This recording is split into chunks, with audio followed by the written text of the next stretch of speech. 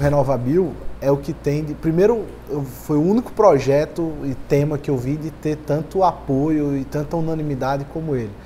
Não só aqui o pessoal do Sindaçuca, mas o Fórum Sucroenergético Nacional, a Única, todos apoiando, todas as associações de biodiesel, porque no fundo, o setor de etanol no Brasil está vivendo um momento muito difícil.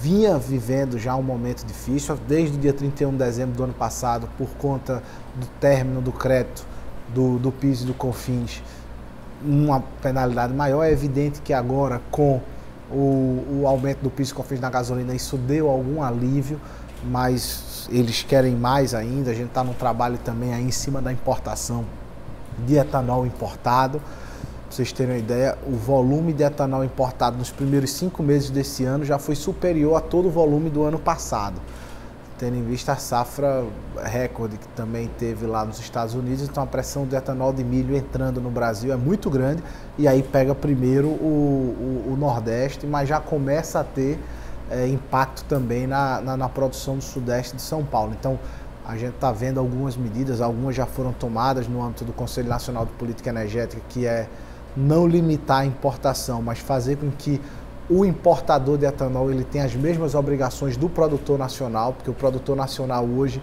ele tem a obrigação de ter estoque mínimo, de ter tancagem, de manter percentuais ao final da safra. Aí você cria um custo maior para quem produz, e quem traz esse etanol de fora, nada contra o etanol de fora, mas ele não tem essas mesmas obrigações, então não tem esse custo. Já está aprovado, isso está para a ANP está fazendo consulta pública para poder, digamos assim, apertar essa fiscalização. Eles têm outro pleito, que aí é no âmbito da CAMEX, de poder aumentar a alíquota do imposto de importação. Eles falam aí no percentual de 15%, 16%. Eu já disse a eles, reafirmo aqui, eu disse no Ethanol Summit São Paulo, no meio, todo mundo, eu sou contra a taxação, porque por formação acadêmica eu acho que a taxação não é a saída. Porque a gente não vai aguentar essa pressão durante muito tempo dos Estados Unidos. Os Estados Unidos vai taxar alguma coisa de lá para cá e a gente vai ter que rever essa política. Então, eu acho que essa solução de botar, que hoje é zero imposto, você colocar 15% em cima do etanol, a gente já vê o movimento do corpo diplomático americano procurando o governo para poder falar, digamos assim, do desconforto só com esse tema estar sendo pautado. No nosso entendimento, se a gente tiver uma política de longo prazo, que aí é o RenovaBio, de apoio e consumo, incentivo ao consumo dos biocombustíveis, e se a gente tiver na outra ponta uma exigência que, no meu ponto de vista, é mais justa com os produtores nacionais, a gente começa a equilibrar esse jogo. E aí o RenovaBio chega para poder dar um horizonte mesmo aos investidores desse setor de etanol. Porque não acha que todo mundo vai colocar dinheiro nisso só para poder ajudar a salvar o planeta. Todo mundo quer ajudar a salvar o planeta, mas quer ganhar dinheiro também, né?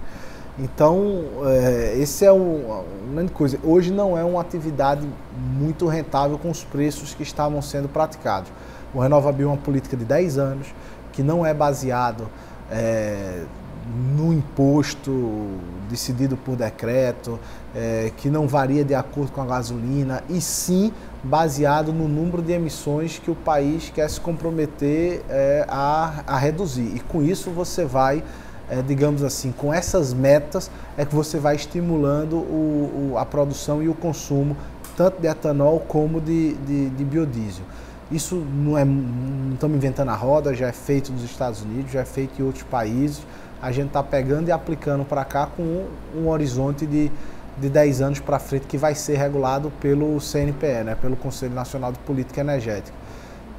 Estamos muito animados. Sobre o RenovaBio, até recentemente o governador Alckmin na Fiesp assinou o manifesto, recebemos a assinatura de todos os governadores do Sudeste e Centro-Oeste apoiando também as medidas. Então acho que daqui para o final do mês a gente está com esse texto pronto, aí é uma decisão do governo de quando mandar para o Congresso. A gente soltou uma consulta pública aí que se encerrou ontem. Essa consulta pública a gente reconhece que gerou uma série de debates, mas a ideia dela era isso mesmo, gerar esse debate.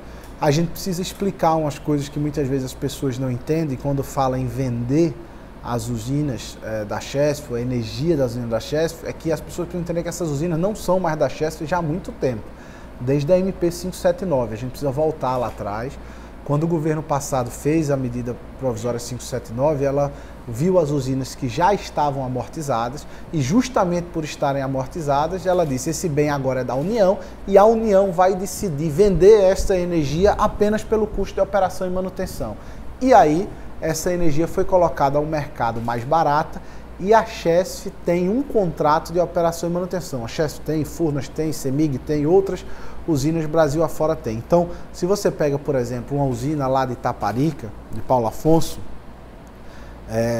o que a Chesf tem hoje de direito sobre elas é um contrato de operação e manutenção de 30 anos. Como isso foi feito em 2012, nós estamos em 2017, tem 25 anos de contrato para frente. A Chesf deve receber hoje em torno de R$ 29, R$ 30 por megawatt de operação e manutenção. E é quanto essa energia está sendo colocada no mercado. Se você for para preço de mercado hoje, essa energia deve estar em torno de 160, 150 reais.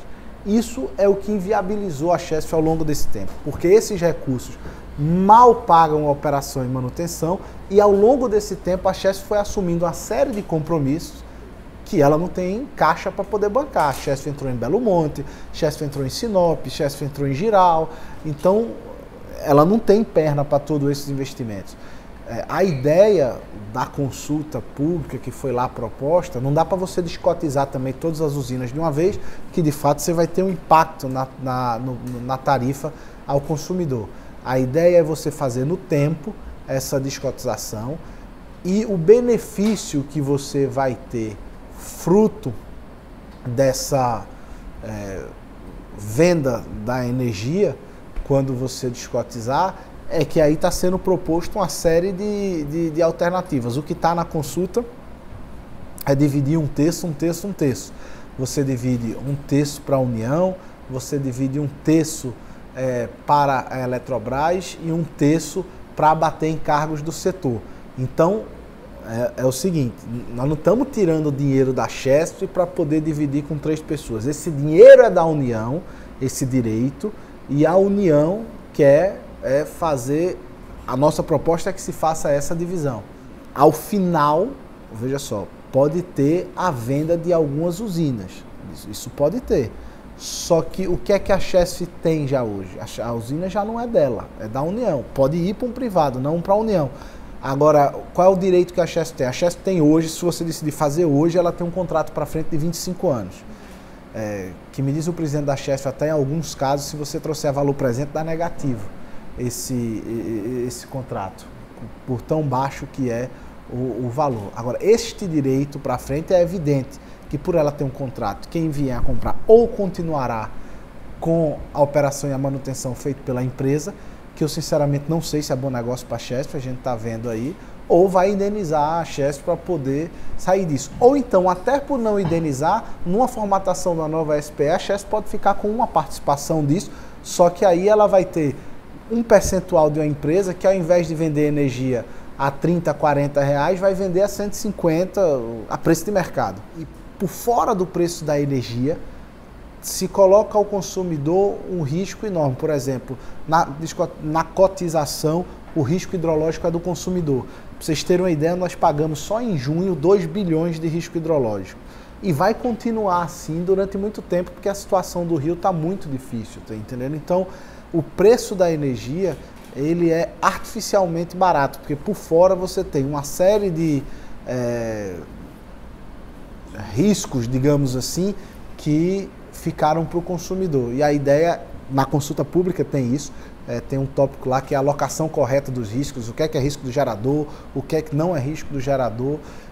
Tem estudos de consultorias privadas que falam que você fizer isso ao final, eu estou falando só das usinas da Chesf, o ganho para o consumidor é maior, tendo em vista o histórico dos últimos 5 anos de hidrologia baixa no Rio e a perspectiva de nos próximos anos a gente ainda tenha uma vazão abaixo da média esperada, porque esses números da Chesf lá atrás eram trabalhados com a vazão média de 1.300 metros cúbicos por segundo. Hoje Sobradinho está trabalhando com 550, 600 metros cúbicos por segundo. É uma vazão. A gente está propondo também de que parte desses recursos das usinas do São Francisco sejam revertidos para isso. Como você vende a energia num contrato de 20 anos ou de 30 anos, então todo ano você vai ter um percentual para o Rio, você vai ter um percentual da venda que vai retornar para isso. Tem alguns problemas que precisam ser administrados. Quais? Quem é que vai fazer isso? É a Chesf? É a Codevasf? Quem é o executor disso? A gente está pensando no modelo tipo foi feito lá na questão de Mariana, de você fazer uma fundação específica para isso, porque se entra na conta da União para sair, fica agora limitado ao teto dos gastos. A gente não quer também que esse dinheiro, foi uma condicionante que a gente colocou na Casa Civil, a gente não quer que esse dinheiro se misture lá com os outros, porque senão depois entra em contingenciamento e essa mesma trâmite do recurso público que a gente conhece e o Rio não tem, não pode esperar para isso. Então isso também está sendo arrumado, mas o financiamento para a revitalização do Rio, a ideia é que saia desses recursos.